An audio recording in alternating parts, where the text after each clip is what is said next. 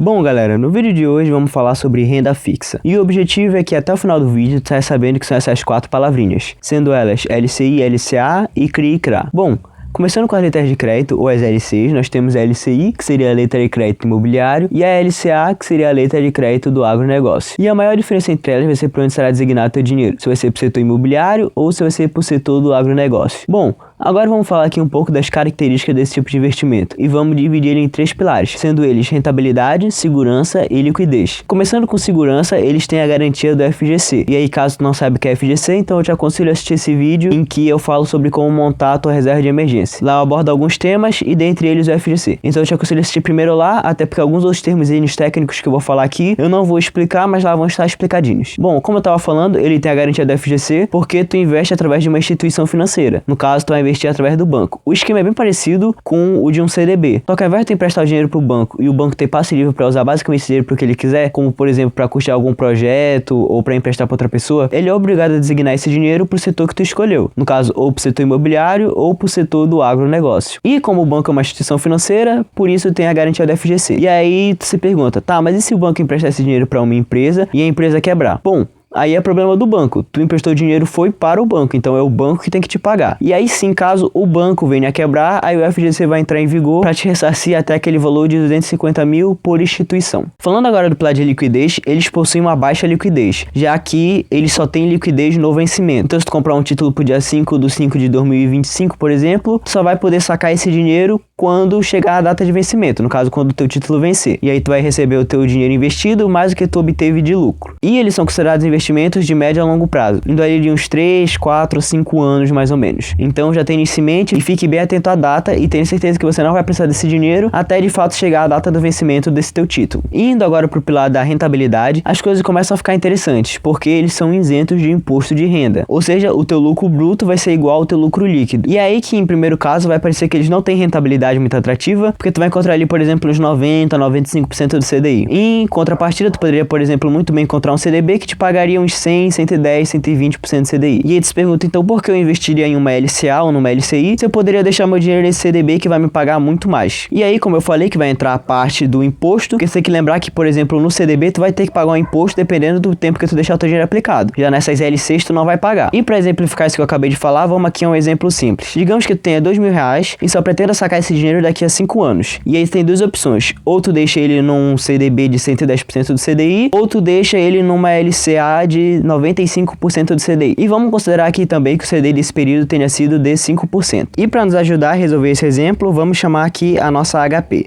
Então a HP vem aqui, por favor. E bom, para quem não conhece, essa é a HP, é uma calculadora para esses tipos de cálculo, no caso para cálculos financeiros, mas também é uma calculadora para as pessoas que odeiam matemática, porque basicamente ela pode calcular quase que tudo que tu queira aqui. Então vamos lá ao nosso exemplo. Ela só não tá muito bem arrumada, então eu vou pedir aqui pra edição me dar uma ajuda. Aí, agora ela tá mais bonitinha. Bom, vamos ao nosso exemplo. Tinha R$2.000 pra investir. Então vamos lá, R$2.000. Vamos começar considerando que tu tenha deixado no CDB. Então tá, se o CDI foi de 5% e o CDB te pagava 110, então a tua taxa foi de 5,5%. E o teu período foi de 5 anos.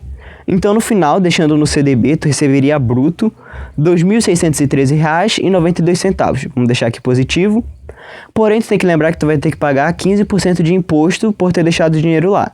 Então, vamos aqui descontar os 15%. E aí tu receberia de líquido R$2.221,83. Agora bora guardar esse valor aqui pra gente comparar mais tarde com o próximo. E agora vamos ver se tu tivesse deixado esse dinheiro na LCA. Então aqui também tem os R$2.000. A tua taxa agora é de 4,75%, porque seria 95% do CDI. E o teu período também é de 5 anos. E aí o teu valor bruto que tu receberia seria R$2.522,32. E como no caso que tu não paga nada de imposto, esse também é teu valor líquido. Vamos deixar positivo. E agora bora ver quanto que foi essa diferença.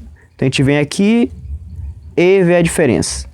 Ou seja, tu teria perdido R$300,49, arredondando, se tu tivesse deixado esse teu dinheiro no CDB e não na LCA. Ok, HP, foi isso. Obrigado pela ajuda. Nos vemos na próxima. Ainda falando de rentabilidade, a tua rentabilidade pode vir de 3 maneiras, digamos assim. Ela pode vir por uma taxa pré-fixada, pós-fixada ou híbrida. A taxa pós-fixada foi a que nós usamos no nosso exemplo, que geralmente ela é atrelada a algum índice, que no nosso caso foi o CDI, mas ela também poderia ser atrelada, por exemplo, ao IPCA. Então ela é considerada pós-fixada porque tu não sabe quanto tu vai ter de rendimento no final, já que não tem como tu prever quanto vai estar o IPCA ou o CDI daqui a uns 3, 5 anos. Ele pode estar muito bem maior ou menor do que ele está hoje. Então, por tu não ter essa noção clara de qual vai ser o teu rendimento, ela é considerada pós-fixada, porque tu só vai saber de fato quando o teu título vencer. Já a taxa pré-fixada, tu tem uma noção clara porque tu já sabe quanto tu vai receber. Então, por exemplo, ele vai te pagar 3% ao ano. Então, tu já sabe que tu vai ganhar por ano 3%. Assim, tu já pode fazer o cálculo, por exemplo, usando a própria HP, para saber quanto tu vai receber lá no final de lucro pelo dinheiro que tu emprestou. E por último, nós temos a taxa híbrida, que no caso seria um pouco do melhor dos dois mundos. Tu tem uma taxa pré-fixada, mais uma taxa pós-fixada, no caso um indicador. Então, por exemplo, tu teria 3% ao ano, mais IPCA. Isso é bom porque garante que tu sempre vai ganhar da inflação, porque o teu dinheiro estaria rendendo ali junto com o IPCA, e além disso ainda vai estar rendendo 3% a mais do que isso. Ou seja, tu vai estar ganhando da inflação, independentemente de qual seja o cenário. Então é interessante também ficar de olho nas taxas híbridas. E agora falando do CRI e do CRA, como vocês já devem imaginar, o I e o A no final também é para diferenciar setores, no caso também é do setor imobiliário e do agronegócio. E eles são os certificados de recebíveis desses respectivos setores. E vamos começar aqui falando dos pilares, que no caso que compõem esse tipo de investimento. Começando pelo pilar que se assemelha, nós temos a liquidez. A liquidez também é só no vencimento e eles são de médio a longo prazo, então põe ali uns 3 a 5 anos mais ou menos. E da mesma forma das LCs, tu vai investir hoje e saca o teu dinheiro com o teu lucro só quando vencer o teu título. E vamos começar agora falando do pilar que eles se diferenciam, que no caso seria da segurança. Bom, aqui no caso, ao contrário das LCs que tu vai investir no banco e o banco vai passar esse dinheiro pro setor que tu escolheu, tu vai investir diretamente na empresa do setor. Então, como a empresa do setor é considerada uma empresa não financeira, não tem garantia do FGC. Isso significa que se tu emprestar o dinheiro para a empresa e a empresa simplesmente quebrar, o teu dinheiro vai junto, porque o FGC não vai poder te ressarcir desse valor que tu vai ter perdido. E é aí que tu pode estar se perguntando, tá, então se eu tenho uma baixa segurança, porque o FGC não pode me garantir que meu dinheiro vai voltar para mim no caso, e se eu tenho uma baixa liquidez, porque eu só posso resgatar esse dinheiro quando o título vencer, então por que eu investiria nisso e não investiria, por exemplo, numa LC, que poderia muito bem investir nessa mesma empresa sendo desse setor? Bom, porque aqui é a rentabilidade que vai tentar te atrair. Como eles não têm a garantia do FGC, o governo isentou esse tipo de investimento de imposto, ou seja, que tu também não vai pagar imposto de renda e nem taxa. Então,